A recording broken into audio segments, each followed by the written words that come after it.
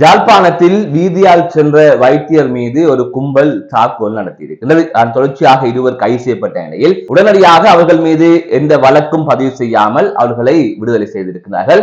அது பாரிய பிரச்சனையாக மீண்டும் பேசப்பட்ட நிலையில் மீண்டும் அவர்களை கைது செய்திருப்பதாக தெரிவிக்கப்பட்டிருக்கிறது.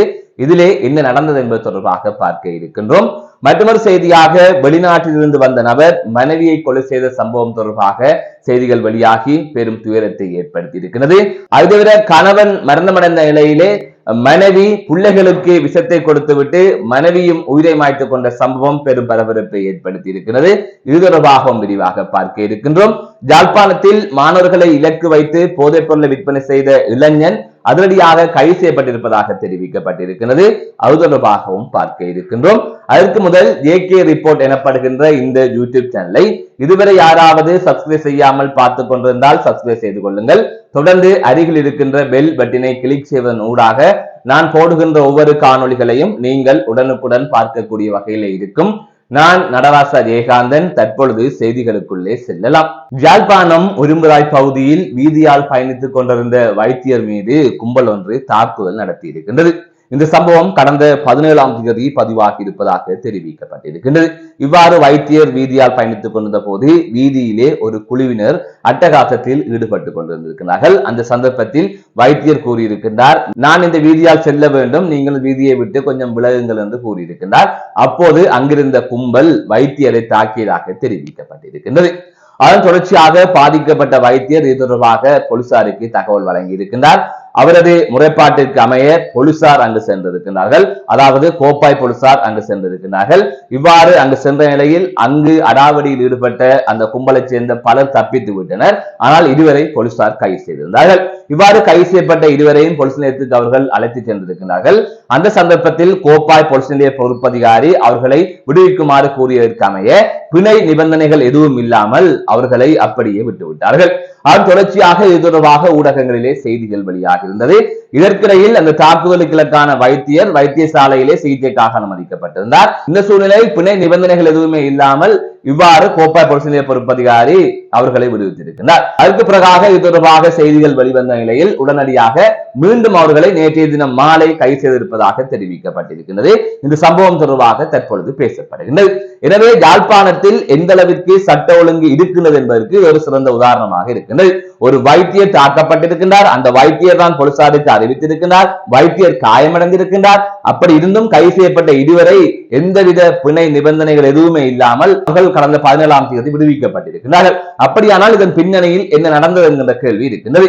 நிச்சயமாக அந்த போலீஸ் நிலைய பொறுப்பதிகாரிக்கு ஏதோ ஒரு அழுத்தம் கொடுக்கப்பட்டிருக்க வேண்டும், அல்லது ஏதோ ஒரு கையொட்டலோ அல்லது வேறு ஏதோ நடவடிக்கைகள் மேற்கொள்ளப்பட்டிருக்கலாம் என்கின்ற சந்தேகங்களும் விமர்சனங்களும் இருக்கின்றது. அதை தாண்டி அவர்களை விடுவிக்க வேண்டிய தேவை என்ன இருக்கு என்கின்ற ஒரு கேள்வியையும் பலர் எழுப்பி வருகின்றார்கள். இவ்வாறான சூழ்நிலை தான் அந்த விஷயம் சுட்டிக்காட்டப்பட்டதன் பின்னர் தற்பொழுது மீண்டும் கைது செய்யப்பட்டிருக்கிறார்கள். ஆகையால் யாழ்ப்பாணத்தில் வைத்தியருக்கு இந்த நிலை என்று சொன்னால் சராசரி மனிதர்களுக்கு என்ன நிலை? இது யாழ்ப்பாணம் மாத்திரமல்ல, நாடு முழுவதும் இப்படித்தான் சூழ்நிலை இருக்கின்றது.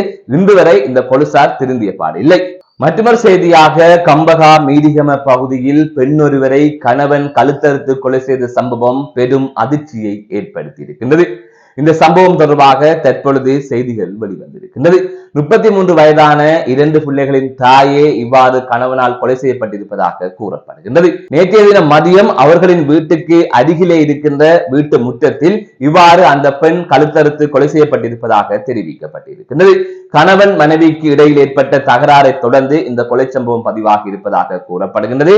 அதன் தொடர்ச்சியாக இந்த கொலையை செய்த நபர் போலீஸ் நிலையத்திலே சரணடைந்திருப்பதாகவும் தெரிய வருகின்றது.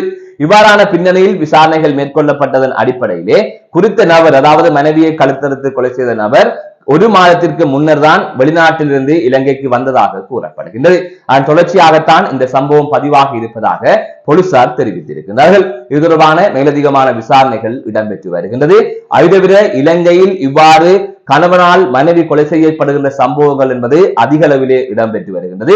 சில மாதங்களுக்கு முன்னர் வவுனியாவில் கூட மனைவியை கணவன் கழுத்தறுத்து கொலை செய்த சம்பவம் தொடர்பாக செய்திகள் வெளியாகி பெரும் அதிர்ச்சியை ஏற்படுத்தி இருந்தது என்பதையும் இங்கு குறிப்பிட வேண்டும். மற்றொரு செய்தியாக கண்டியில் பெரும் துயர சம்பவம் ஒன்று பதிவாகி இருக்கின்றது.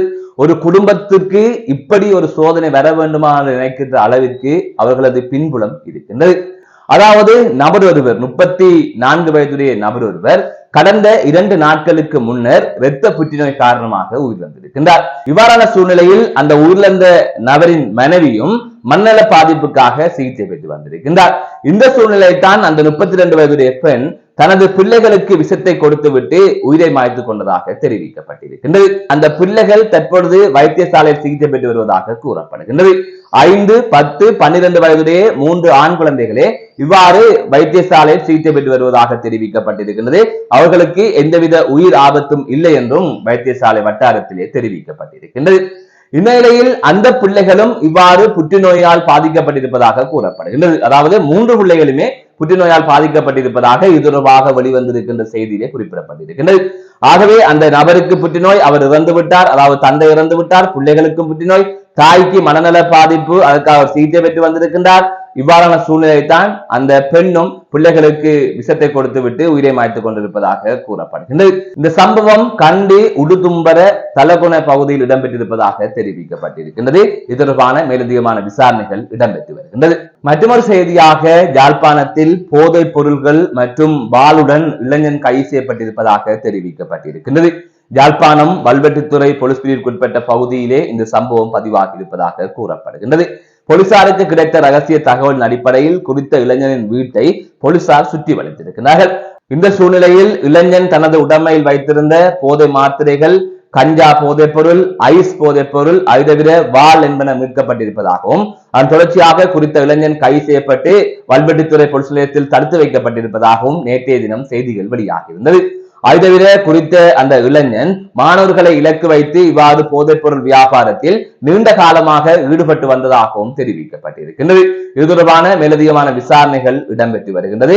தொடர்ந்து யாழ்ப்பாணத்தில் இவ்வாறு போதைப் பொருள் விற்பனையில் பலர் ஈடுபடுகின்றார்கள். அதுவும் மாணவர்களை இலக்கு வைத்து போதைப் பொருள் விற்பனையில் ஈடுபடுகின்றார்கள் என்ற குற்றச்சாட்டில் பலர் கைது செய்யப்பட்டிருக்கிறார்கள். அது தவிர யாழ்ப்பாணம் முழுவதும் போதைப் பொருள் இலகுவாக வியாபித்திருக்கின்றது. அது தவிர போதைப் பொருள் விற்பனையாளர்களிடம் அதிகாரிகள் லஞ்சம் வாங்குகின்ற செயற்பாடுகளும் நடைபெற்றுக் கொண்டிருக்கின்றது. அதன் அடிப்படையில் இவ்வாறு போதை வியாபாரியிடம் லஞ்சம் கேட்ட அதிகாரிகள் சில தினங்களுக்கு முன்னர் கைது செய்யப்பட்ட செய்தியையும் நீங்கள் அறிந்திருப்பீர்கள்.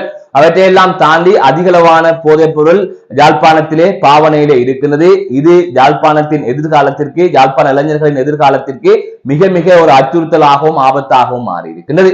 இன்று இளைஞர்கள் சுய சிந்தனைகள் இல்லாமல் சுயமாக சிந்திக்க முடியாத அளவிற்கு இந்த போதைப் பொருளால் அடிமைப்பட்டிருக்கிறார்கள். அதுவும் மாணவர்களை இலக்கு வைத்து இவ்வாறு போதைப் பொருட்கள் விற்பனை செய்யப்படுகின்ற போது எதிர்கால சந்ததியினரே இங்கு இல்லாத ஒரு நிலைதான் ஏற்பட போகின்றது. இது யாழ்ப்பாணத்தில் மட்டுமல்ல, வடக்கு கிழக்கு பகுதிகளிலும் நாடு முழுவதிலும் இடம்பெறுகிறது. ஆனால் யாழ்ப்பாணத்தில் அதிக அளவில் இடம்பெறுகின்றமை என்பதும் இங்கு சுட்டிக்காட்ட வேண்டிய விடயமாக இருக்கின்றது. எனவே பொறுப்பு வாய்ந்த அரசியல்வாதிகள், சமூக ஆர்வலர்கள் தேர்தல் நேரங்களில் மட்டும் தாங்கள் அளிக்கின்ற அந்த விளம்பர நோட்டீஸில் சமூக சேவையாளர் என்று போடாமல் உண்மையிலே சமூக சேவையுடன் செயற்பட்டால் இவ்வாறான சம்பவங்களை எல்லாம் ஓரளவு தடுத்து நிறுத்த முடியும். மீண்டும் ஒரு காணொலி சந்திக்கின்றேன். நான் நடராசா ஜெயகாந்தன்.